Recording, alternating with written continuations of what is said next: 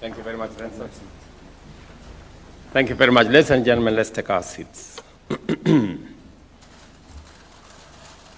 Allow me to join the Governor of Mombasa in welcoming all of you to Kenya, especially friends who are coming from afar in our continent, in other continents, members of the Commonwealth. And as I welcome you to Kenya on behalf of the government and people of Kenya, I am sure that Renson and his team have provided every assistance to ensure that this conference goes in accordance with the plan, and that each and every one of you have enjoyed the moments to share the experiences.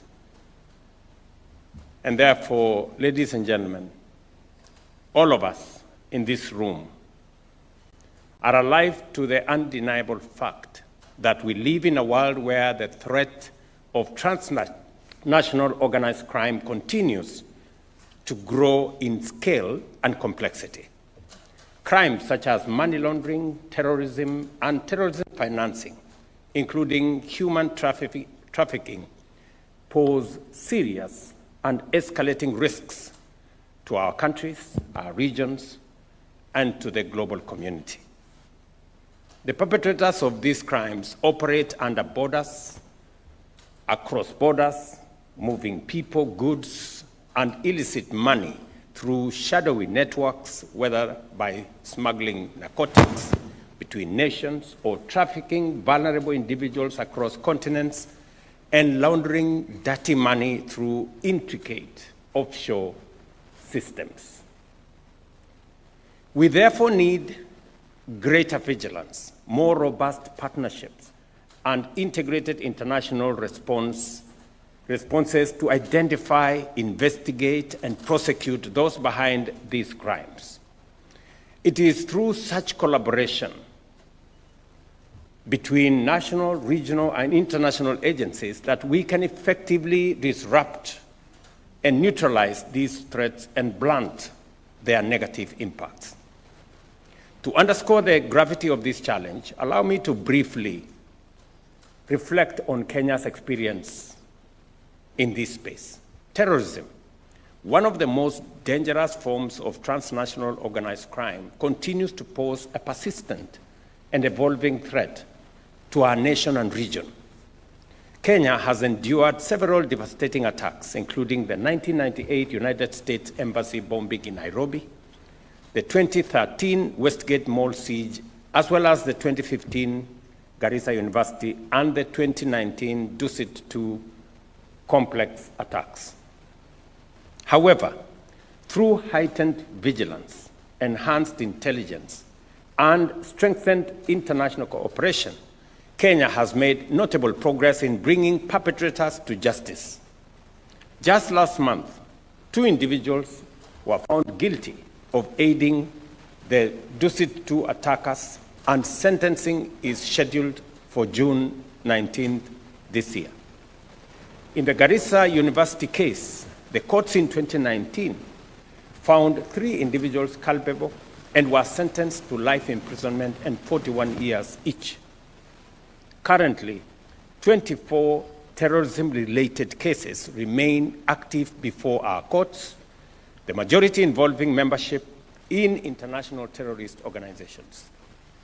These efforts have not only led to successful prosecutions, but have also significantly suppressed such attacks and contribute to enhanced national security.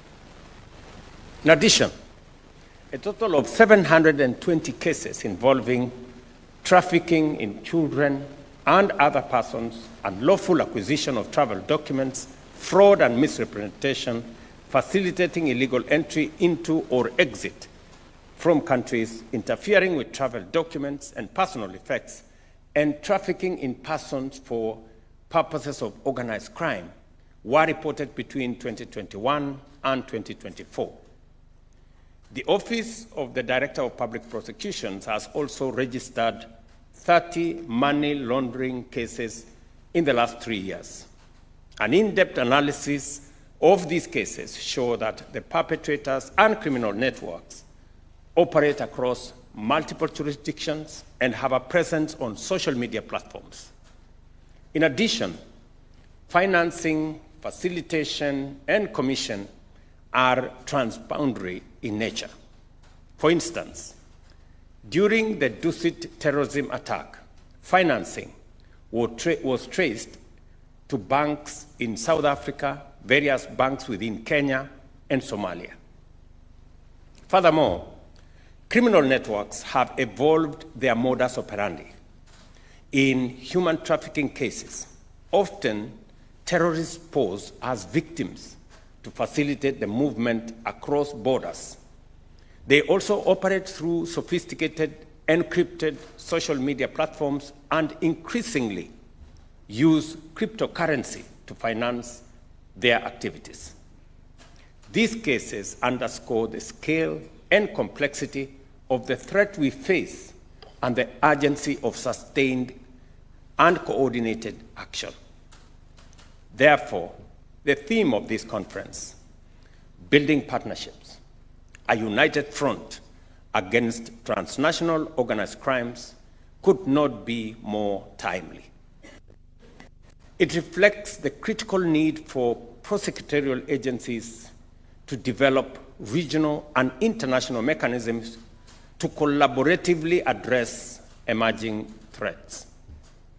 No single agency or country can confront these complex crimes in isolation.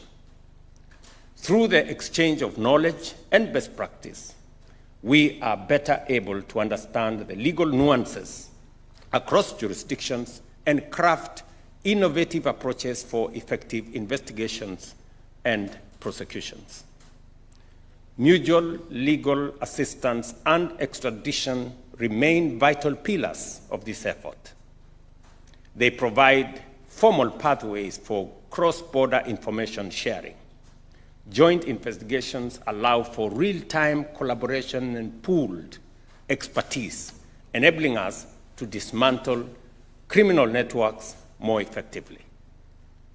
I am aware that the Office of the Director of Public Prosecutions in Kenya has signed MOUs with various prosecutorial agencies, including Azerbaijan, Morocco, Qatar, and Saudi Arabia. These partnerships are instrumental in enhancing collaboration on matters relating to terrorism and terrorism financing, transnational organized crime, and in building the capacity of prosecutors to respond more effectively to these complex threats. We must also work towards the harmonization of legal frameworks.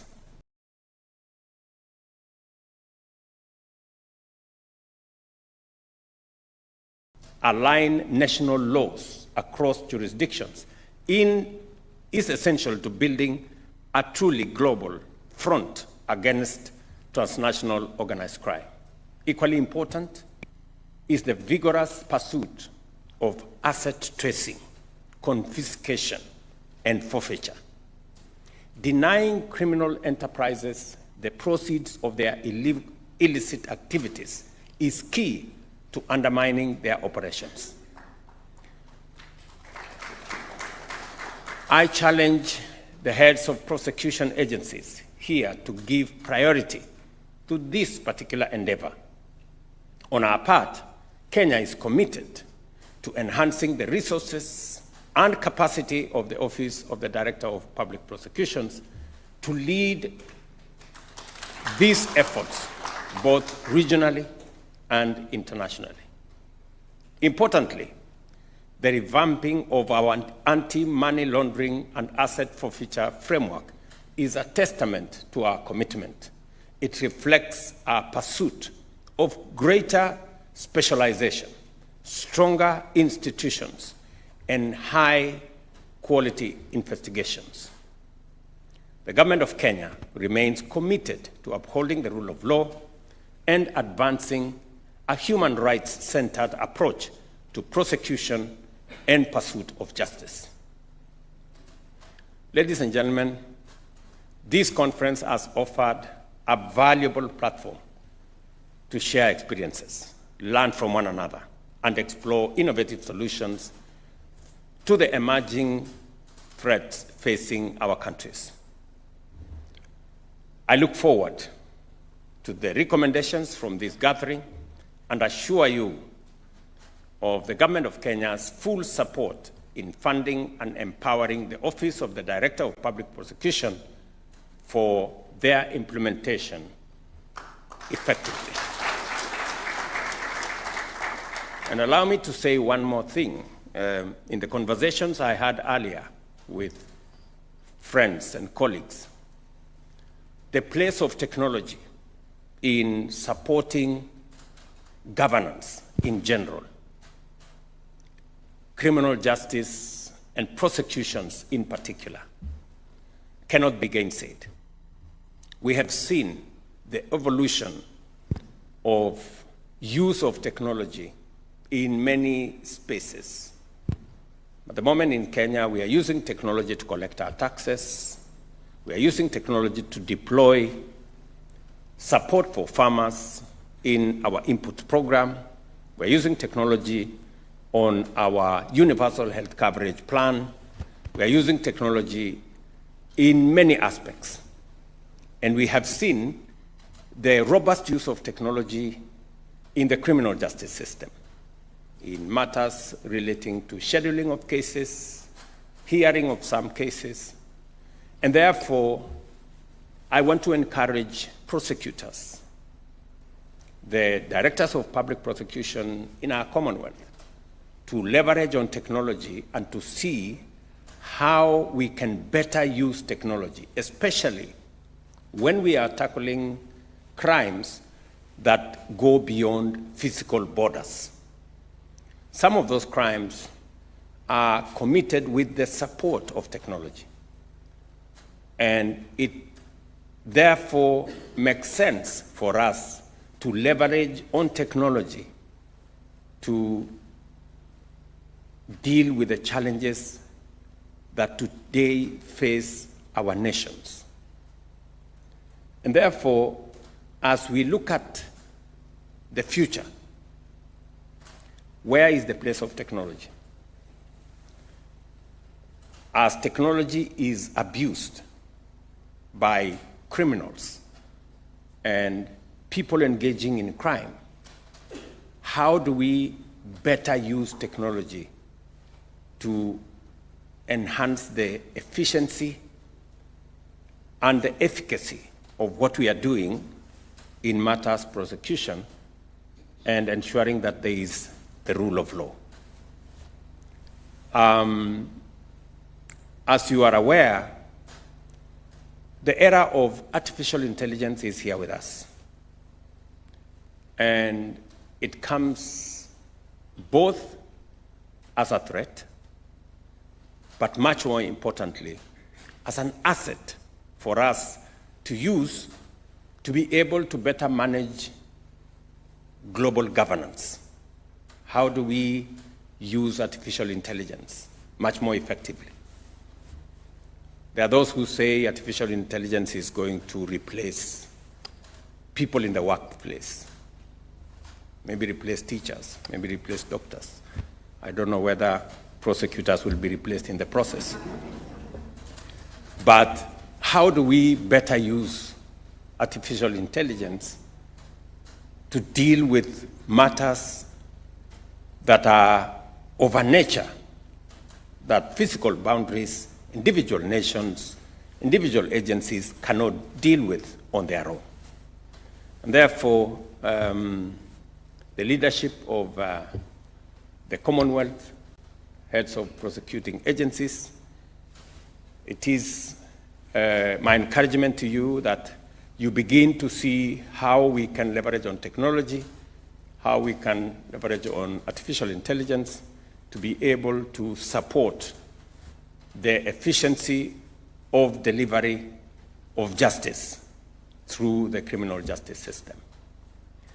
Again, as I conclude, I also want to apologize that there is a lot of construction around.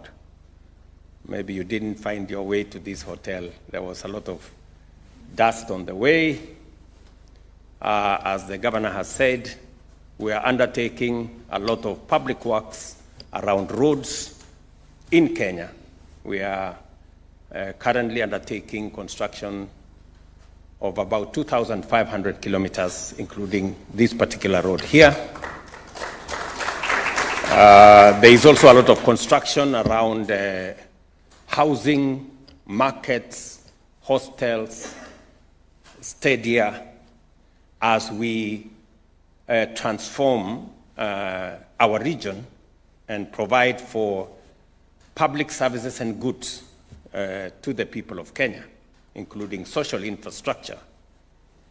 And therefore, bear with us as we do this. It only makes your next conference better. And we want to do that across our counties and across our country. We also are working together collaboratively within the region. I would also encourage those of us from the East African community.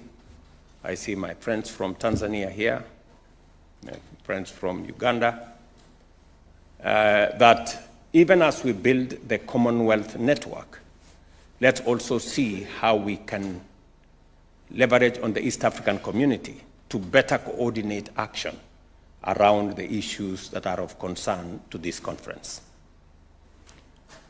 Let me also say that there is an opportunity within the Africa Union that as we undertake the reform of the Africa Union, we can better collaborate as countries in this region to see how we can build greater synergy in all spaces as we work on the Africa Continental Free Trade Area, as we look at what our financial institutions are doing.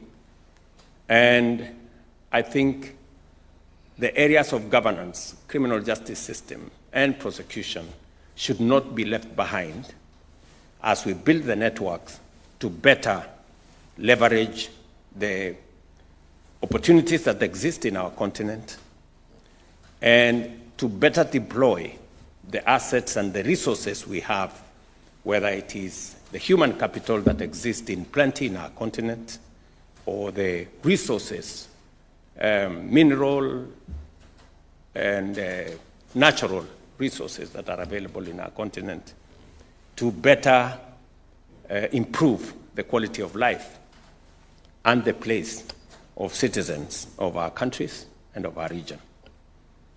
Ladies and gentlemen, it is now my pleasure to declare the 23rd Commonwealth Heads of Prosecuting Agencies Conference closed. Thank you very much. I wish you the very best.